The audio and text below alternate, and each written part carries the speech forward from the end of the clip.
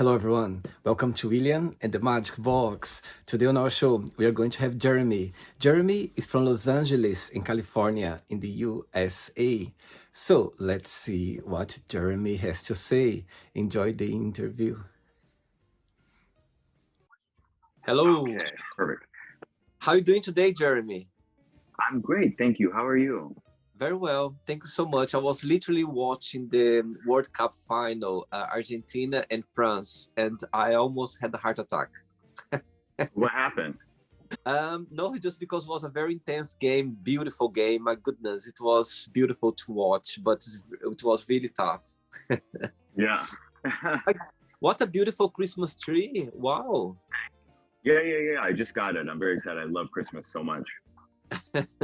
Jeremy, tell me where you're from. Okay, so I am from Los Angeles, California. Not originally, but that's where I live right now. So where are you originally from? So there's a state in the middle of the country called Missouri. Okay. And it's full of just farms and things like that. I'm from a very small town in the middle of Missouri originally. I see. And why the move from Missouri to LA? Well, the best part of living in Missouri for me was trying to get out of Missouri. I didn't belong there. I always wanted to live in a big city. So I first I lived in our nation's capital, Washington D.C., on the East Coast for a while, and once I sort of got myself together there, I decided I either wanted to go to New York or L.A. To be a performer. I'm a stand-up comedian, so I chose Los Angeles, and that's what brought me out here about 8 years ago. Wow! And what's the best part of living there, in your opinion? You know what? Honestly, being from a place originally that was so boring and so quiet, I have always loved living here because no matter what's happening, like on TV and the news and things like that, it's always happening here. It's always like, at most 10 to 15 minutes away from where I live. I just love always being on the news. I see. And tell me a little bit about your career as a comedian. It's great because so I went to school actually when I was in college for an English major with a focus in poetry, and I spent a lot of time processing like the story of my life through like dramatic writing and things like that. But I learned a long time ago when I was a kid that you can tell the exact same story and make someone cry, or you can tell the exact same story and make someone laugh. And it's always, to me, it's just more fun to make people laugh. So my favorite part of being a comedian out here so far has just been that it's so easy to come up with material because all you got to do is just live this absurd thing that we call life. And then, it's like a therapist. You just get up on stage and say, isn't this ridiculous? And then everyone laughs. I see. And do you perform every day, every weekend? How is your schedule? It comes and goes depending on like how my life is going. Right now I perform probably like 2-3 times a month, and at some really great spots. I've been at the Laugh Factory, the Comedy Store, the Hollywood Improv, lots of places like that.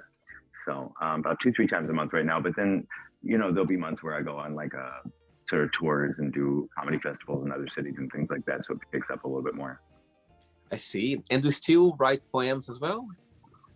Oh, of course, yeah. I mean, I never forgot that lesson that I learned that you can tell every story both ways. And so even though my passion and my drive and determination is to be a comedian, I still utilize the fact that you can do both. And so for every funny story I tell, I'd still try to write a poem as well. I write probably 2 to 3 a day. Oh, wow. My goodness. Amazing. And so far, what has been the most, let's say, challenging part for you to live in LA? There is any, or you kind of always been really kind of good living there? It's funny. Okay, so being from, they call it the Midwest, where Missouri is. In the Midwest, humility is everything. It's all about being very polite. Polite is the most important thing there. And so it's humility and being very humble. And so people in the Midwest will often be like, oh, I don't have much and my life's kind of a struggle and I'm not doing that well, because nobody wants to brag. It's like the biggest sin in the world to brag. And then living in LA, everyone wants to brag and nobody wants to hear that you're not doing well. They hate that. And so it's been an adjustment because that's so a part of who I am as a kid. Like growing up, my personality was based on like, aim low, be humble, you know. And I go to parties and people are like bragging about their Tesla, and I'm like, oh, I, you know, just got over a sickness, and they're like, ew. And I'm like, oh, sorry, hold on, wait, I'm doing this wrong again, aren't I? You know what I mean? So being kind of a country boy in this big city situation is has probably been the most difficult and interesting part of living here. But you know, I deal with it, and I think I bring my own charm with it, so I just keep it. For sure, for sure. Right, so before we start our journey, William the Magic Box, I would like you to tell me something interesting about yourself. Something interesting about me. I would say I'm very like adult child. I love mermaids. I'm obsessed with everyone who knows me knows I'm obsessed with the moon and I'm obsessed with mermaids. And I had that from my childhood, but I still love it. That's like the first thing you learn about me. Typically, I have lots of mermaid tattoos. There's 2 mermaids on top of my tree back there. So I was checking your profile. I think I saw a picture as well of you dressing up as a mermaid. I own multiple mermaid tails, and so they can come with different covers. So a friend of mine recently for Christmas got me another cover for my tail. Yeah, Wow. I have it in like 5 colors now. Yeah, it's actually a really good workout. I love to swim in the mermaid tail in the pool. Amazing. Jeremy, are you ready to go on a beautiful journey through your memories in life and to share your point of views? 100%. Amazing. Welcome to William and the Magic Box. So this is my best friend.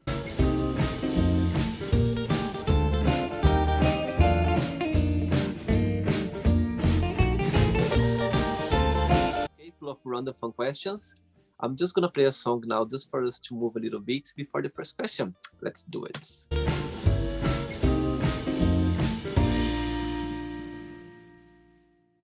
All right, so before we start the game, during the journey, if there is a question that you don't want to talk about for some reason you don't want to answer, always can change, okay? Right, first question is, what is the most memorable lesson you've learned from your parents? Most memorable lesson I learned from my parents is that there's not one thing, not one human interaction that isn't going to go more in your favor if you care, like, yeah, if you care about the impact that you have on other people. It will make not only the world a better place, obviously, which I think is everybody's responsibility to do at least a little bit to make the world a better place, but also there's nothing that you could possibly need from another human being that won't be easier to get if you don't, or without, you know, taking notice of how you impact other people. And your parents, they're back in the place where you were born and raised? My mother's still in Missouri, just outside of the small town we were raised in. My father passed away about 10 years ago. I see. And are you close to your mom? Yeah, I love my mom. I love her so much. She's so great. Do you have siblings as well? I'm the youngest of 7. Yeah. My God, big family. Wow. Not a lot to do in the middle of nowhere, so, you know, we make babies. Next question. Let's do it. Okay, Jeremy, next question is, what makes you feel discouraged? What makes me feel discouraged is coming across someone who's not at all interested in finding a solution. Like when I interact with people who enjoy arguing because they like arguing, like maybe they watch a lot of reality TV or they listen to a lot of like argue music or fighting music, you know what I mean? And that just is like part of their personality.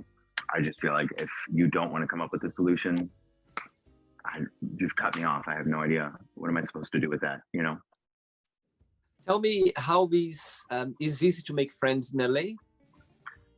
Yeah, I would say it's pretty easy to make friends in LA because there's so many people in LA that no matter what kind of people that you get along with, you're gonna run into them. There's a little bit of everybody here. I see. All right. Next one. Let's do it. Jeremy, before the next question, tell me what is the most joy of being a comedian? Tell me what brings this, you know, this feeling of happiness when you are on stage, and also there's always a challenging part. What that will be? So the most rewarding part of being a comedian is when I talk to people after the show and they confess to me something ridiculous about their lives that is absurd, but maybe they have shame around it or whatever, but they're laughing at themselves now. Because I don't make fun of other people. I don't roast anybody. I just make fun of myself. You know what I mean? I'm the only person that I like that ever pays the price for any of my jokes. And it's just to say, like, you know, isn't life silly? You know what I mean? And when I do that with some pretty embarrassing stories from my past, then I notice other people just sort of give themselves permission to just see that, like, maybe it's all something we can laugh at. You know, it's just, we're all absurd. We're all ridiculous. I'd say the most challenging part of being a comedian is, the most challenging part of being a comedian is when I bomb. I haven't bombed very many times. I'm happy to say that. But when I bomb, because I tell stories from my past that are like embarrassing, it goes from sounding like a comedy set to sounding like a therapy session. Because that's the difference between it being like a comedy show or a therapy session, is whether or not somebody laughs. So I actually said that to an audience one time. They weren't laughing, and I was like, if you all don't laugh, this is just traumatic. You know what I mean? So I need you to laugh to like. So yeah, finding that line of like, is it funny or is it just making people uncomfortable? But it's a challenge I like to rise up to, though. I like to play with it. I like to have fun with it. In LA, it's a good spot for comedian to carry their career. Yeah, I mean, I think that there's probably 3 cities in America that are pretty big for stand-up comedy, but I think probably, in my opinion, the biggest would be Los Angeles. Yeah, this is probably the best place for a comedian to come live. I see. All right. Next question is, what is the worst first date have you ever been on? Worst first date I've ever been on was, oh gosh. One time a guy took me on his motorcycle, and it was absolutely amazing, super sexy, holding on to him, going, you know, up and down the coast, and everything was good. And then we went and got all these ingredients to make like a really healthy organic dinner at the grocery store, and like the sun was setting, and the first part of the date was over and the second part was about to start, you know. And we get back to his apartment, and he was like, oh, I want to introduce you to my husband and my boyfriend now that we're here. And I was like, what exactly? Yeah, I was like, what exactly is my role? He's like, oh, well, I'd love a lover. You know, I have a husband and I have a boyfriend, but I'd like a lover. And I was like, you had 4 hours to tell me that. You could have mentioned that. It was good food, though. Did you have, before you find out about the situation, did you kind of could see yourself with him if you didn't find out this, you know, surprise? You know what? That was what was so frustrating about it, is I thought it was going to be a pretty casual friend hookup. I'm not going to lie. I didn't think that there was going to be anything behind it. And I was totally cool with that. He's the one who said, oh, let's take this romantic drive down the coast first. So then the entire time we're going down the coast, I don't really date people based on like money or anything like that. I'm more like a connection. But of course, in my mind, I'm thinking, uh-oh, this guy who's got like a bike and he lives in like Malibu is like trying to get you to date him. This could be really good news. I mean, that's not what I'm after, but hell, if that shows up, that's okay. So I'm all dreaming and daydreaming, and I start being like, oh my God, this like rich guy is like interested in me. And like, when we stopped a couple times, he was playing really romantic music, and I was like, this is so surprising. Wow. No, I have no idea why he did that. That's funny. Next one, let's do it. Okay, Jeremy, next question is, what is the best and the worst of being yourself? The best part of being myself is constantly thinking about, like I said earlier, like how can I better impact the world? I like that. I've noticed over the years that that's not everybody feels that way. And since I was just talking about this earlier today with one of my friends, I don't know what it was, but since birth, like since my first memories on this earth, I was like, what's your purpose? You know, what are you going to do to better the world? And I feel like that might not, as I get older, I'm like, maybe that's not everybody who feels that way. So that's probably the best part, is a sense of purpose that I have, because it helps me do everything. You know what I mean? I'm always motivated. It helps me get through hard times, it helps me enjoy good times. So that's probably the best part of being myself. The worst part of being myself is, I don't know, I talk a lot. I talk a lot. And sometimes I'd say the hardest struggle I go through is just having to like, just sit there and watch myself like third person talking too much and being like, oh God, these people are getting sick of me talking so much. But I'd rather be that than shy. So fuck it. How was growing up as a gay boy back in Missouri, and how is being gay in LA? Being gay growing up in Missouri was a nightmare. It was really hard, especially being like the youngest. I was this sort of like weird random thing that popped out right at the end. You know, like my family had no idea what to do with me. I don't know if it was because I was gay or not, but like I was writing poetry at 6. I used to talk to the moon when I was a little boy, like full blown have conversations with the moon at like 3, 4 o'clock in the morning. I was obsessed with mermaids. I loved Barbie dolls. You know what I mean? Like it was very, I was obsessed with the movie What's Love Got to Do with It, which is like not for kids at all. It's like drugs and like abuse, but I was really into that. Like I was so strange that people couldn't handle me. And so it felt very lonely, even though, you know, I had a huge family and stuff, just because I felt like this alien. But luckily my dad saw what was happening and he was cool with it. And he read me the story of the ugly duckling and he was like, just chill out. It's all right. You're just an ugly duckling. He's like, you're going to be so beautiful and you're going to live in Los Angeles someday and everyone's going to love you. You're just in the wrong place at the wrong time. Yeah. And then being gay in LA is great because you're never going to have a life without problems, but the quality of problems are so much better here because I feel like if I was in a smaller town or if I was back where I was raised, there'd be like 6 gay men to choose from. And my issue would be like, how do I fit myself into a relationship with one of these few limited options that I have? Now I have so many problems with being gay and dating and all that in LA, but none of them are about being gay. There's millions of gay men here. I would never date or meet all of the gay people that are in this town. There's no possible way.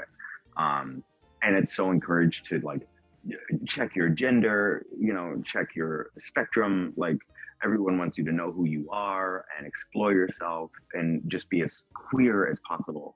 Like it's very open here. So none of those issues are the issues. Now instead, of course, the issues are like, can I get a guy to commit to me? And like, you know, who keeps ghosting who and all that stuff. But even though those are problems and they're frustrating, they're annoying, they feel so much better because I'd rather be dealing with like normal dating problems than dealing with like being lonely still, you know, or having a total lack of people to choose from. In your opinion, you know, big cities like London, New York, LA, I live in London and always, you know, people, they have this concept that the gay life, the guys are always looking for the next one. You know, it's difficult to maintain a relationship. It's difficult to kind of find the right person. Do you have the same feeling in LA?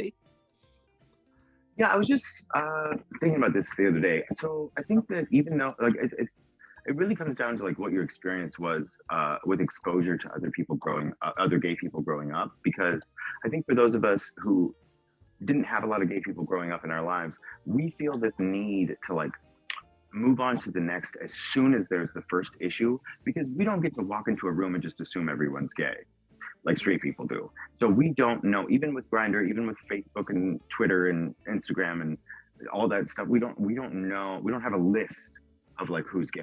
So we know there's a limited resource. We know we don't know who all they are. And so I think that we think, you know, it's like this grassroots campaign to figure out all the gay people in your town. You know what I mean? Going back to the analogy from before, if there were 6 gay people, I would probably have blown through all 6 of them. And then on my second round, I'd figure out who was the right fit for me, right? But I would want to expose myself to all of them first. Well, yeah, that makes sense in like a small little town. But when you're in LA and you're still acting that way, it's dangerous because you'll never meet all the gay people. So you're throwing away relationships that you shouldn't simply because you're worried about what's out there. I don't necessarily think that it's like tied into like the instant gratification we get from our cell phones. It's more tied into that like trauma of being alone from a child. But yeah, I mean, I think for sure it is a lot of like move on to the next as soon as you possibly can. Yeah. Cool. Ready for another one? Yeah, let's do it. Let's do it. Before the next one, tell me a little bit about your tattoos. Wow, they're beautiful. I can see some of them. Tell me which one is the latest, which one is the first one you had, and which one is the most special one? Like you go like, okay, that means a lot to me. 3 questions in one. So the latest is a poem I wrote in French. So it's La Lune sent ainsi ta gravita in French. It means the moon also feels your gravity. So I love the idea that like the moon affects like women's menstruations and the tide and stuff like that. But I thought about like, what if the moon showed up every single night just because you're here in particular? Like, what if the moon's also drawn to you? So that's that one. My first one is ridiculous. I got it where a sexy tattoo should be, even though it's not sexy at all. I was obsessed with the movie Moulin Rouge. So this right here I got when I was 18. And it says, "You won't fool the children of the revolution," which is from that movie. Meaning basically like you'll never convince me that like money and status are more important than art and love and all that. What's one of my most significant ones?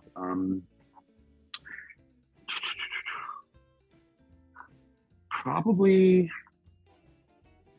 I do love this one right here. So this is the Little Mermaid saving Prince Eric after he was drowning, because she was the first Disney princess to save a prince. He saved her in the end of the movie, but if she hadn't saved him in the beginning of the movie, then he wouldn't have been able to do that. So these are all like kind of my feminist tattoos here on my forearm. So that's, just shows strength. And I don't know, when I was growing up and loving that movie, I never really thought about a man who would be my prince. I always thought about the prince being like my potential self. Uh-huh. And so when she saved him, I was like, oh, one day it'll be up to me to save my potential, So that's I like this one in your neck. What's the meaning of?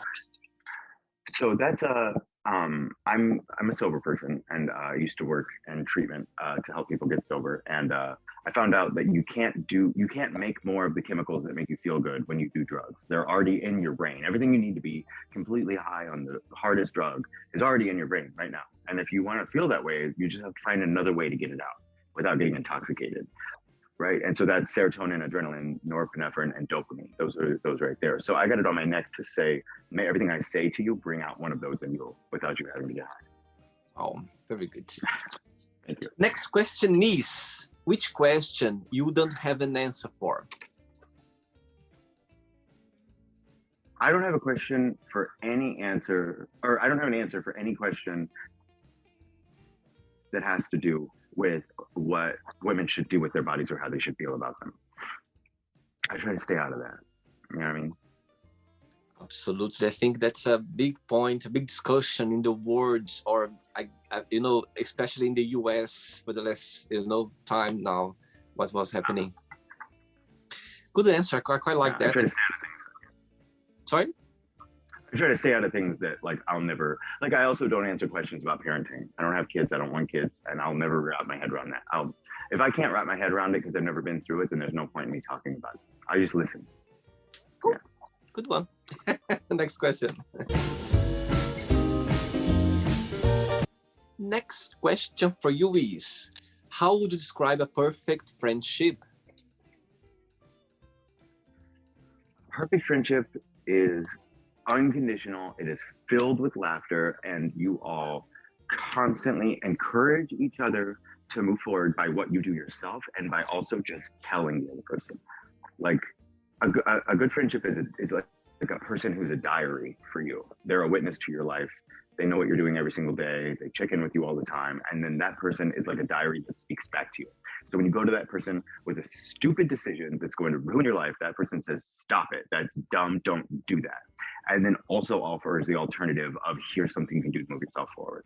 I think that a friendship is two people holding hands, moving forward. Even if you're both depressed and all you can do is tell each other to get out of bed and take a shower that day, that's fine. But there's got to be some sort of forward momentum. You've got to be of service to help each other's lives be better somehow.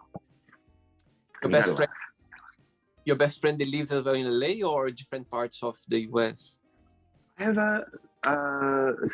a couple of best friends. One of my absolute best friends is my cousin, and she lives here in LA with me. She's absolutely amazing. And then I have a best friend I've had for 17 years or something like that. She's still in Washington, D.C. And then I have, so many friends I've met along the way that have been so helpful to me. But those two ladies I check in with every day. And do you see yourself living in LA for a long while, Jeremy? I don't know. I try not to see that part of my future. Mhm. I know for sure the impact I want to have, and I know how I want to feel, but I don't know about that. Here's the problem with LA. There are days that I don't love it for sure. Like I'm not one of those people who's woken up every single day in LA and been like, I'm so happy I'm here. But when I moved here, there was a song on the radio called No Place I'd Rather Be. And it was like number one on the radio when I moved here. And I was like, I don't know why I feel like that song is going to be my song for LA. It totally did become my song for LA because the problem with LA is once you live here for a while, there's literally no place you'd rather be, even if you're not happy here, because the weather is perfect and it's a big city. Everywhere else in America, like you're either going to get really great weather, but the city's not going to be that great, or you're going to get a great city and the weather is going to be terrible. This is the one huge city that's got perfect weather all year round. So every time I think about moving, I'm like, do I want to not live in LA? Like, you know? You know what? You just made me realize something now. This song actually, it reminds me of my ex-boyfriend because he loved that song and he was always playing for me that song. And I just realized, how long I've been single. It was 8 years ago. I Yes, remember. I Into remember. that. Yes, I remember when it came out, and he loved it, and he was, sometimes sent to me saying like how much he enjoyed that song. So yeah, my Well, I'm with goodness. you. I've been single 4 years. I feel it's better to be single than like unhappy. Oh yes, I love my own company. I think they're the most you look for it, the most you never find. So when it comes, it's welcome, but it's Yeah. not ready. What's the point? So yeah, I totally understand. Every time I've ever found love that was significant, it's only ever been when it would be a terrible time to find a relationship. When it's the most inconvenient, like you're about to move, or you just got into another relationship, or like you're really busy with your job and you really don't want to be in a relationship, that's when you find love. But if you're ready for love with arms wide open, it'll never come to you. It's so true. That's so true. Like sometimes you are just like, sometimes you don't care. You just want to live life, and suddenly something just hits you. You go like, oh my God, I was expecting that to happen. If you want to find the love of your life, buy a home in a different city. You'll meet him tomorrow. You'll meet him tomorrow right before you move. Funny. 3 questions left for you. Let's do it. But before the next question, tell me something. I've been in a stand-up comedy show when I was in New York a few years ago, and I felt so scared. I was so scared because I was scared that one of the comedians would pick on me for some reason. Yeah. Do you think that people they have that assumption that scared that they're gonna be the audience of and the comedian can pick on them for some reason? And the other part of the question is, tell me what like a moment in your career that you had the best audience that you go like, okay, I'm gonna always remember that moment because of something that happened. Oh, okay, if you're scared of being picked on, I don't do crowd work. Some people do crowd work because like there's a huge difference between how I'm funny when I'm in a crowd of people I just met, like when I'm at a party. Oh my God, I can be funny in a way that's so good, but that's not something that I take on stage. I have like I have a story to tell, so I've got to get through it in the time that I have. So I don't do any crowd work. But I've seen the people who do crowd work, and I picked up on the fact that it's because their comedy is better, like improvised and like with people interacting with them. So if you're worried that you're going to get picked on, it's because you look interesting, so you should totally take it as a compliment. And just so you know, they don't really care about your answers. They just want to have a punchline to your response. So if you want them to stop talking to you, say something just slightly absurd, and they'll make a whole joke about it and they'll go off on their own tangent. All you got to do is get them started. They're just looking for a little bit of gasoline. Give them some gasoline and the spotlight will be off of you immediately. But if you keep saying things like, oh, my name's Joe, I'm 30, I work in an office, I have a wife, and it's just boring, and they're just one word answers, they're going to pick on you for 2 hours. But if you say something ridiculous, then they'll have a whole joke and they'll just run off and they'll move to the next person. That's how you get the spotlight off you. But a memory that I'll have, oh my God, I was in this, oh my God, it was so funny. I was in this crowd of it was like a daytime show. And my original set was all about how I was a horrible stripper, hilariously terrible. It was my first job when I was 18, and I just did not know what I was doing. Goofy. I mean, it was like if Tina Fey was a stripper, just silly and full of mishaps and total not understanding what was going on. And, so here I am doing this set about being a gay stripper, and I go out for this daytime matinee, and it's all like, I'd say like 18 to 25-year-old, like tough Latino, like kind of really masculine guys. And I'm like, oh my God, what are they going to do with the gay stripper set? And it was the first time, it was in my first year of doing comedy. It was the first time that I broke out of like what I normally would just say. Cause again, I said it in crowd work and I was very rigid. And I just stopped in the middle and I was like, who brought you here? Like, who brought you here? And then like one dude raised his hand and they all started giggling. And I was like, he owes you all a free dinner because you all had no idea you were coming here to hear a set about a gay stripper. Like, how are you all doing? Are you okay right now? Like, this is not what you expected. And they started dying. And I was like, I just want you to know, like, this doesn't make you gay that you're laughing, and it doesn't make you a stripper either. You know what I mean? It just means that you're listening to a ridiculous person tell a story. And by the end of my set, it ended up going so well that I got a standing ovation from that crowd. And when I got a standing ovation from that crowd, I was like, I can literally do anything, you know, if I got these people on board. So I'll never forget that. I'll never forget that feeling. Oh, amazing. Next question is, what is the happiest day in your life so far, and why you consider that? Happiest day in my life so far. Oh, I don't want to be like rude to all the days that might deserve this title, but I'm trying to think of just like a random happy day. You know, I love Christmas so much. And there was one year, we were very poor growing up, but like we had money for like 1 year because it's like, I don't know, some reason or another, some big check had come in. And I remember staying home to decorate. We would go crazy for Christmas. I remember staying home to decorate with my mom and dad. And of all the kids, everyone else went to school that day. It was just me and my mom and my dad home. And we decorated all day. We had 11 Christmas trees growing up. And we just ate. We didn't eat anything but chocolate chip cookies and drink hot cocoa all day. You know, Christmas music was on in the background. And I had told my siblings that I was sick and that's why I stayed home. But then as soon as they went to school, I revealed to my mom and dad that I just wanted a day with them. And it was just a random day, but I mean, we just decorated. And I remember, I have this very clear memory of the end of the day, lying on the couch, the window was open, and Missouri gets very cold in the winter. So the window was open, I had a blanket on my feet, and I remember the cold winter air coming in, but then the heater coming in this way, and just looking at the Christmas tree and my mom and my dad, and then like my family had all got there. And it just, you know, we're watching like some Christmas episode of a TV show and just being like, this is just the epitome of happiness. There's just nothing better than it. It was probably just a random Wednesday, but it was so great. Do you celebrate Christmas like Christmas Eve or Christmas Day? So it depends on who I'm with. I like to honor the people I'm around. I personally love Christmas, but I'm so sad about Christmas Eve and Christmas Day because being poor, we loved the decorations. I didn't really care about the gifts. I learned a long time ago that like Santa brings better gifts to rich kids than he does to us. You know what I mean? So like, don't make it about the gifts. You know what I mean? Which, no, it was fine. It actually taught me like, you know, about the true meaning of Christmas from a very early age. So for me, I'm willing to do whatever on Christmas Eve and Christmas Day. I just want to focus on something other than the fact that it's ending because it's so sad. Because I'm not one of those people. I know in some countries Christmas lasts through January or whatever. Not for me. Like for me, like I don't want to talk about Christmas. Like on December 26th, I put it. It's away. It's gone. You know, I don't want to hear any more music, and it's very sacred to me to like keep it in those bounds. So yeah, I think this year I'm hanging out with some friends and then some family. So my friends, their tradition is to do New Year or Christmas Eve, so we'll do that.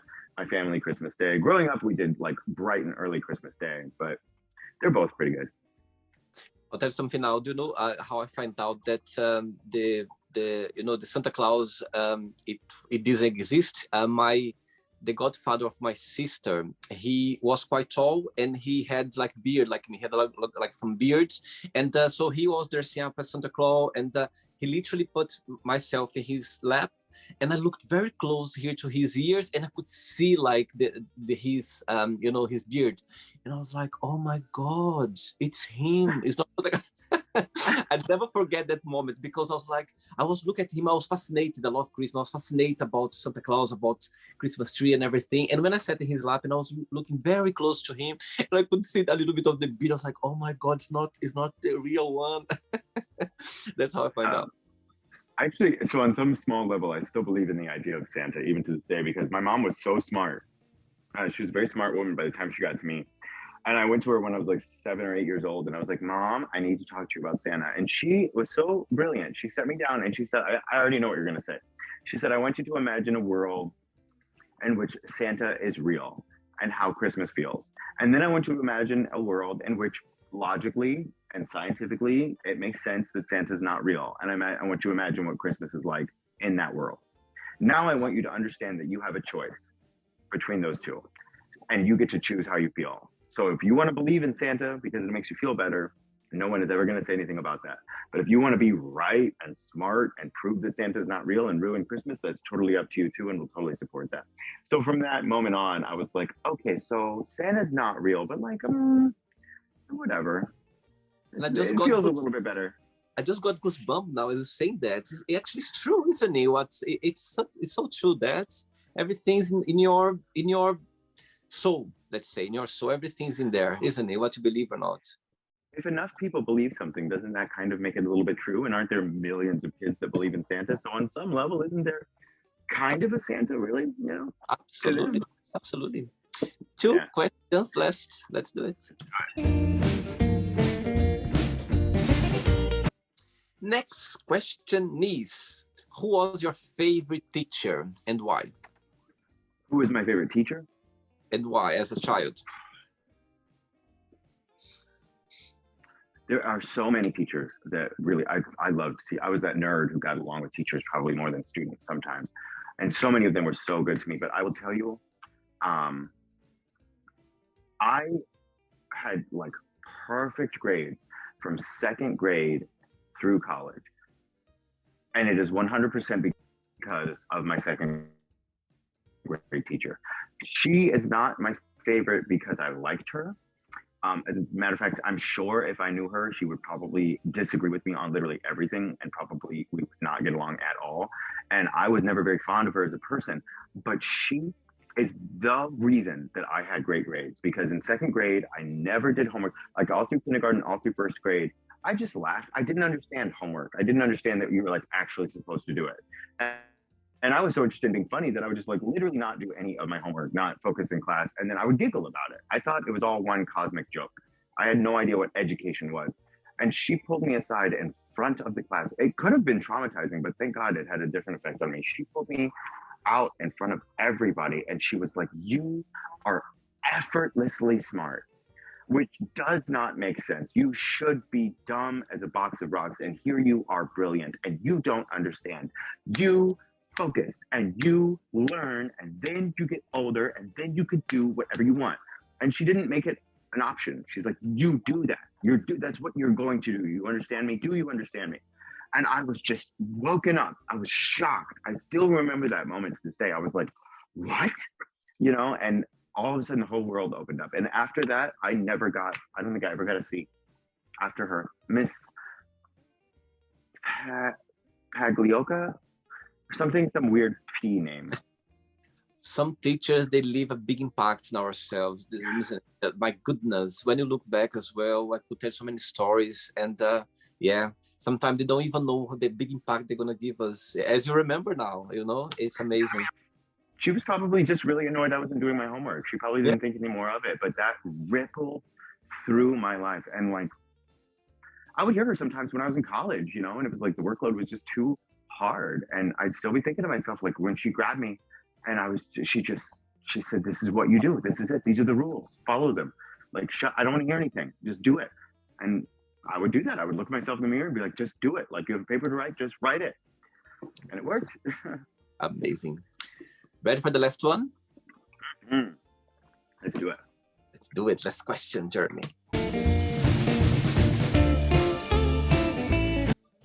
But before the last question, people watch the interview right now. They would like to come to your show. They'd like to go to LA to see your performance. What they're going to expect to see? What's something different or unique about your performance that they cannot not find anywhere else?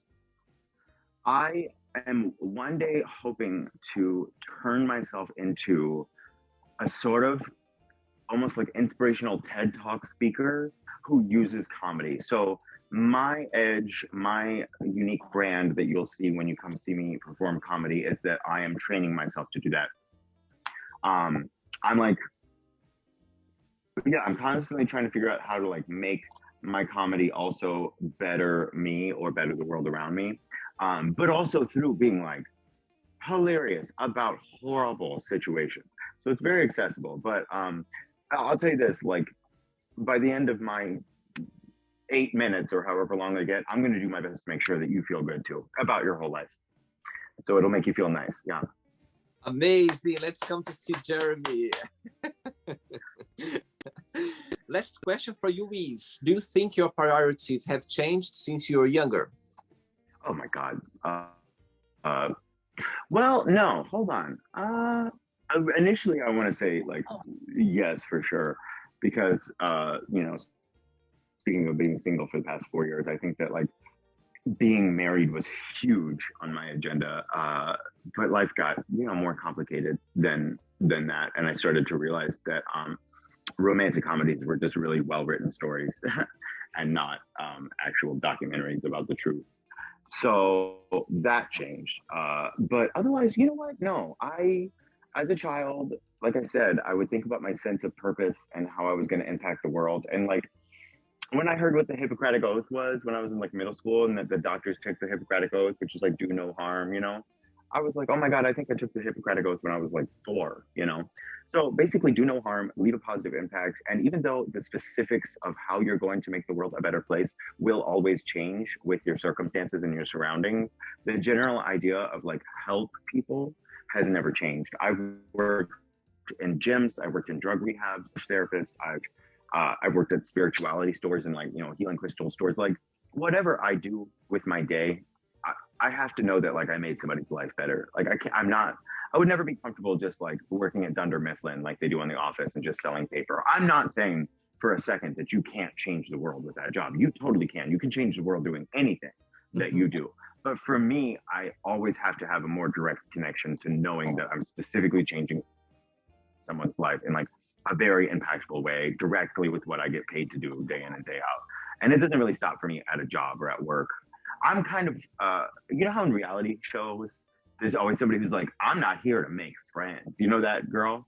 I am the opposite of that girl. I am always here to make friends. If I went on a reality show, I would not be on a reality show to win. I would be on a reality show to make friends. Like, that's it. That would be why I'm there. I'd be booted off first and we'd have a fantastic time. I don't care. So make friends and leave the world a better place. Like that's always been it. Yeah. Beautiful, beautiful. Okay, it's not the end yet. Let's play now the word association game. Okay, I'm going to give away some words. Just tell one word that comes to your mind. Quick thinking. So, I hope you are enjoying the interview. Before we do the word association game, don't forget to give a like, don't forget to share this video, and also don't forget to subscribe to our channel. Just click on the button right there. Thank you so much and enjoy the word association game.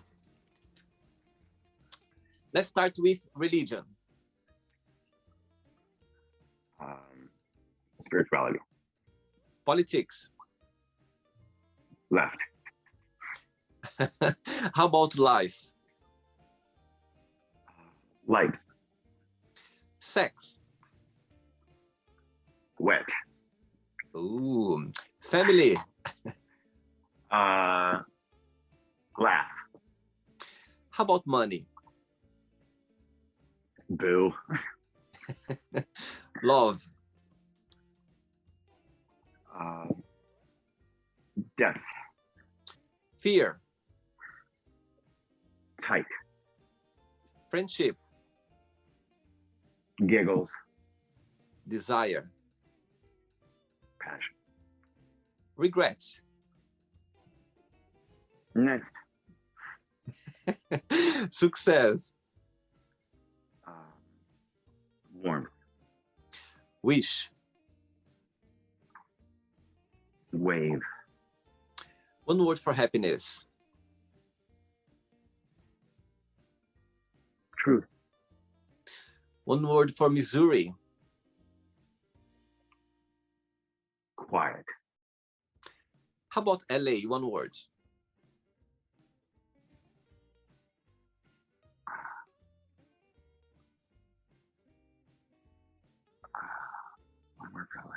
Uh,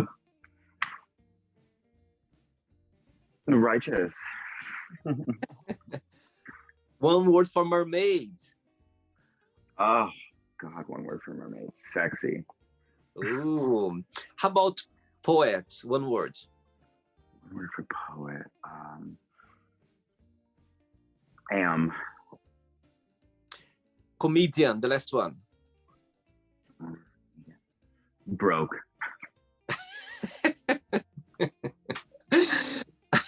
Let's pretend now I'm going to meet your best friend for a coffee, and I'm going to ask your best friends, what is the most beautiful thing about Jeremy, and what's something that he still needs to work on, to improve on? What your best friend would say? I'd say the thing that they'd say is beautiful about Jeremy is his ability to laugh through anything. Laugh through anything.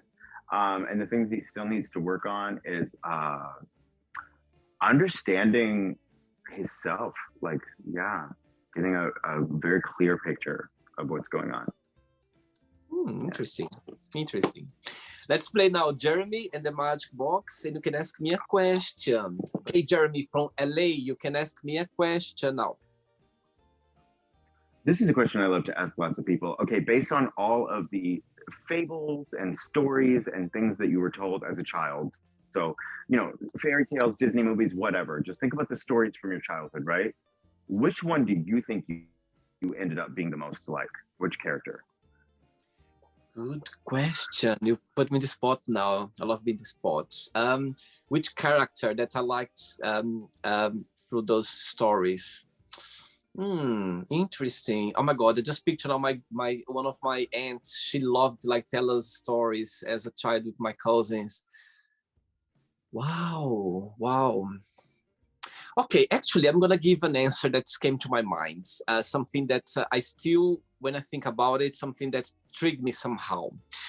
You know what? As a child, I was always very scared of the Wolfman. Literally, my God, I remember there was this soap opera on TV, and they have this Wolfman, and when I look back now on YouTube, oh my God, there was something so simple, hilarious, but at the time I was so scared about it that I literally, but at the same time as well, I was very curious about him, because I was at the same time I was wonder why I was scared of this Wolfman, you know. So it's something that when I think about it, when I think about him, at the same time it scares me a lot. I was literally, I could even talk about it, but at the same time as well, I was very curious. And growing up, I start kind of try to understand, and I was, for example, if I was going to study something or making, like a project at school, I always want to do about the Wolfman. And I think that's come from my childhood. And until now, when I think about it, when I go to the movies, like to watch a movie, there is something connected. I get my attention straight away, and it's a connection there. I don't know if I answer your question, but that's something that came to my mind straight away about that the Wolfman. That's something that intrigued me. And sometimes when I think about it, even as an adult, sometimes you can get scared about the dark, about being alone. You know what I mean? You can get some fears. And I always think about the Wolfman. Don't know why. Well, I mean, yeah, I wasn't scared of the Wolfman growing up, but I was definitely terrified the first time I realized that there was going to be moments in my life that I was absolutely victim to the uncontrollable bloodlust of wanting to be super passionate during a full moon that came with adulthood that wasn't in children. You know what I mean? There are moments where like the music is just going to get you, and the tight clothes and the club lights and the drinks, and they're all going to mix together, and you're just going to tear up that dance floor and be somebody that you're not. Like Christina Aguilera used to say, I'm not myself tonight. So I think that, yeah, when you're going through pubescence and you first come across that moment, it's like, holy crap, there are moments where I'm going to do things I might not even be prepared to do just because I'm just so into the passion of life. It can seem a little bit overwhelming, but perhaps you're a version of the story where we don't kill the Wolfman. We just have the Wolfman come to peace with the moon. Wow, I love that.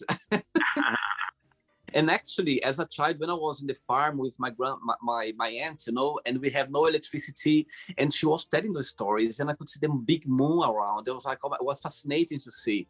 And when she started saying those stories about the Wolfman and all of those stories, I was same time I was very scared, but I was very fascinated at the same time as well. You know, this noise when you were, ooh, this noise about, you know, it was just fascinating. Yeah. What's interesting to me is, as a kid, I wonder if you were scared of the Wolfman getting you, or if you were scared of being the Wolfman.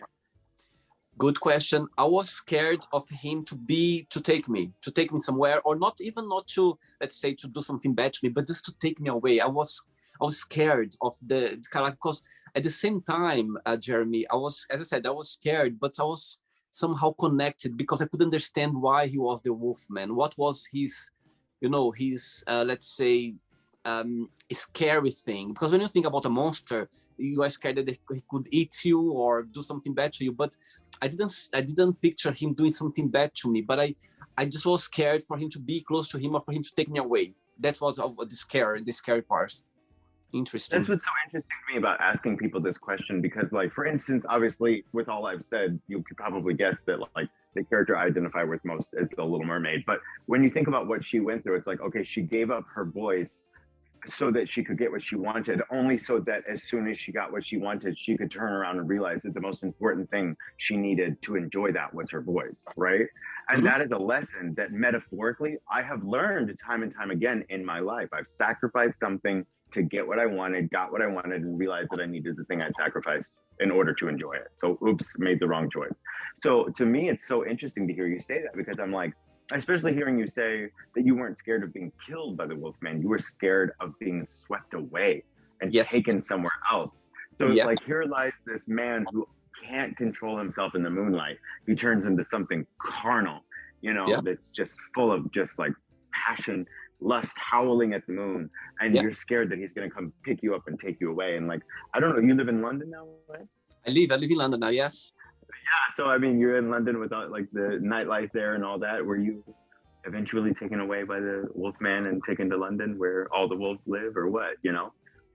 Never know. That's why I always ask, because I think I have this sneaking suspicion. I don't know your story enough to put that on you. I'm just putting it out there like food for thought, because I have this sneaking suspicion that as kids, whether or not we are terrified or we're in love with or obsessed with, either way, we are all drawn to some story more than other kids are. And I think it's because as children, we know what our life is going to be like. You know? Could absolutely make so sense. I think everything's connected somehow to childhood. You know what I mean? There's signs coming through. Yeah, and actually, I was picturing now, the last time I went to see a movie on the cinema not long ago, and there was a Wolfman as well there. And I remember watching it, and I was like, you know, my eyes, I felt like this little boy again. I felt this little boy watching that. I wasn't scared, but I was fascinated about how that would, seeing that now as, you know, my age right now, what would be the impact, how I would see this image that I've always been, let's say, scared, at the same time fascinated as well somehow. I was wondering about how, you know, I'm talking to you now, I could see his eyes like looking at me on the side. You know what I mean? These eyes like close to you, that I was scared, like these big eyes just close to me. And yeah. Anyway, maybe that next, like Really Magic Box Season 2, we're going to have a second interview. We can kind of be more understanding about this topic. Yeah. This is a preview of the sequel. Yeah. Jeremy, did you enjoy the interview? I did. Thank you. This was great. I had a great time. Thanks so much for being sweet and kind. And actually, I always, in the end, I ask my guests to say a positive word, a positive message. But actually, if it's easy for you, do you have like one of your poems that you could read out, or you could say before we finish the show? Well, it could kind of be a short poem, but I have a personal motto that I live by that I like to share with other people. And that is, it came to me in meditation many years ago. So if there's anything I'd leave you with, it's this. I would say in your life, you will get so much if you don't worry what's going to happen. Wonder what's going to happen. Worrying and wondering have the same impact on the future, which is nothing, but they have wildly different impacts on the present, which is everything. Wow, beautiful. I totally agree with that. I think it says a lot. I wonder what's gonna happen. You know, it gives you this beautiful, good energy that you don't know what's going to happen. Amazing. I love that. Thank you so much for the interview. It was a pleasure connecting with you, okay? Keep in touch. All right, will do. Thank you again. I had a great time. So, did you like the show? Don't forget to give a like, share it, and also don't forget to subscribe to the channel. And if you'd like to be part of the show as well, first, subscribe to our channel, and after that, just go to our website, www.williamandthemagicbox.com, and send us a request saying why would you like to be part of the show. And I see you there. Bye bye, see you next time.